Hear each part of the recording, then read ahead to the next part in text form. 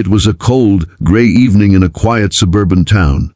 The streets were nearly empty, the kind of silence that makes every sound echo louder than it should.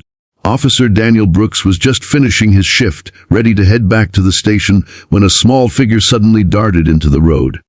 It was a little girl, no more than 7 or 8 years old, her face streaked with tears. She was barefoot, her tiny feet covered in dirt, and her hair tangled as though she had run a long way. She waved both arms frantically and screamed, her voice trembling, "Please! Please follow me home!" Daniel slammed the brakes and jumped out of his patrol car. His first instinct was to kneel down and calm her, but the urgency in her eyes struck him. This wasn't a child throwing a tantrum or playing a prank. This was desperation. Something was terribly wrong. "Sweetheart," Daniel said gently, crouching to her level, "what's your name?" Through gasping sobs, she replied, "Leela." "My name is Leela, please come quick. Mommy won't wake up." The officer's heart dropped. Without another question, he radioed for backup and scooped the trembling girl into his arms. "Show me where," he urged. To the run home, Leela led him down a narrow street, her tiny hands clutching his sleeve. The houses grew smaller and more worn as they moved further away from the main road. Eventually, she stopped in front of a small, weather-beaten house with its porch light flickering. Daniel pushed the door open, calling out, "Police!" "Hello." What he saw inside nearly broke him. On the living room floor lay a young woman, pale, motionless, and barely breathing. An empty bottle of prescription pills lay nearby. The air was heavy with silence except for the weak sound of shallow breaths. "Mommy?"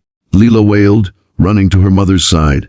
Daniel rushed over, checked her pulse, and quickly radioed for paramedics. He stayed on the floor, performing CPR until help arrived, all the while trying to reassure the terrified little girl that everything would be okay.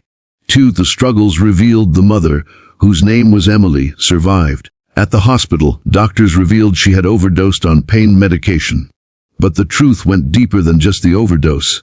It was years of silent suffering. Emily was a single mother who had been working multiple jobs to provide for her daughter.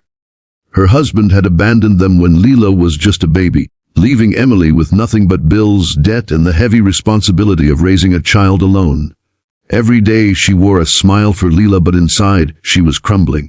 The weight of unpaid rent, long shifts, and exhaustion pushed her into despair. That night, she thought she had no strength left.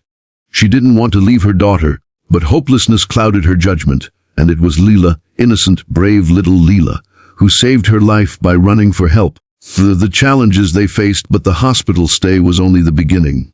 Social services got involved. There were questions about whether Emily was fit to continue raising her child. Though she loved Leela more than anything in the world, she had to prove she was strong enough to care for her.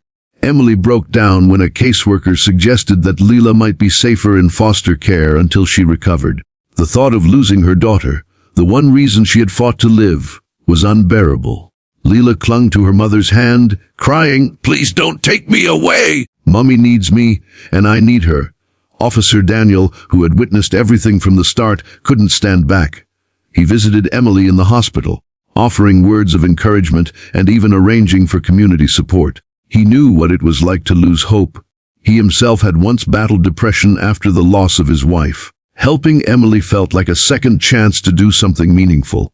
Slowly, with counseling, financial aid, and the kindness of neighbors who donated food, clothes, and toys, Emily began to rebuild her life. Healing together, the road wasn't easy. Emily had to attend therapy sessions, take parenting classes, and cut back on exhausting double shifts. But the biggest healing came from Leela herself.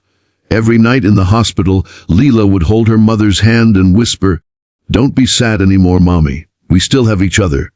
Those words became Emily's lifeline. When she was finally discharged, Officer Daniel and a group of neighbors were waiting outside her house. They had fixed up the broken windows, repaired the porch, and stocked the kitchen with groceries.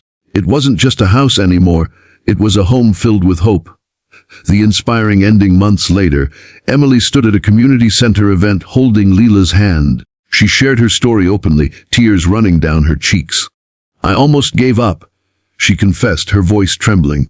"But my little girl didn't give up on me. She ran for help. She saved my life. And because of her, I'm standing here today, stronger than ever." The crowd erupted in applause, many wiping away tears. Officer Daniel watched from the back, his heart swelling with pride. Leela, smiling brightly, tugged on her mom's dress and whispered, "See, Mommy, you're not alone anymore." The message was clear even in the darkest of times. Love and courage can light the way back. To call to action, friends, if this story touched your heart, let us know in the comments below what part moved you the most. Stories like Emily and Lila's remind us how powerful hope, kindness, and community can be.